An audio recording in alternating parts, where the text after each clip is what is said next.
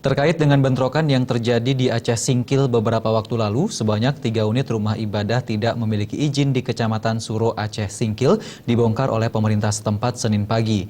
Masing-masing 1 unit di Desa Mandumpang dan 2 lagi berada di unit Siompin.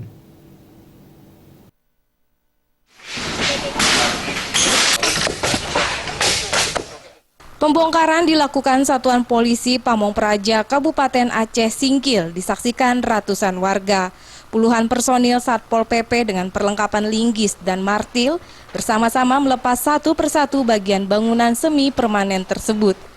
Bangunan pertama yang dibongkar di Desa Mandumpang yaitu rumah ibadah Katolik. Kemudian dilanjutkan ke rumah ibadah di Siompin.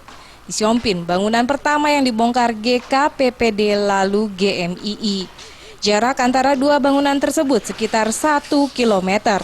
Konstruksi bangunan semuanya semi permanen, bagian lantai dan dinding bawah tembok dengan tinggi sekitar semeter. Sedangkan dinding atas papan ada juga triplek dan atapnya seng. Pembongkaran ketiga unit gereja ini atas instruksi pemerintah daerah Aceh Singkil. Sementara pembongkaran sisanya akan menyusul secara bertahap, menunggu instruksi dari pihak terkait berdasarkan kesepakatan bersama. Ya kami itu nggak tahu jelasnya kan. Masalah pembongkaran kami tidak tahu. Yang penting dibongkar, dibilang yang 10 itu dibongkar lah. Biar solusi yang terakhir. Jadi apakah Anda setuju untuk membongkar? Ya setuju kan, itu harus ikhlas lah.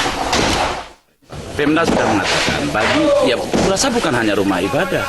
Setiap bangunan yang sudah berkapasitas sekian meter kali sekian meter sebagai warga negara Indonesia harus buat ini dong, harus buat izin. Nah, jadi pada waktu tahun 2012 sudah diperingatkan oleh pemerintah Aceh Singkil pada waktu itu. Di setiap undang-undang yang tidak ada izin sudah dibuat pamflet di situ dilarang menjadikan bangunan tanpa izin. Isak tangis pun pecah dari kaum ibu-ibu yang tak tahan melihat semua bagian bangunan dibongkar satu persatu oleh petugas Satuan Polisi Pamong Praja. Namun mereka tak dapat berbuat banyak dan harus pasrah dengan hasil kesepakatan. Pembongkaran ini dijaga ketat oleh TNI dan Polri. Hal ini dilakukan guna mengantisipasi kericuhan.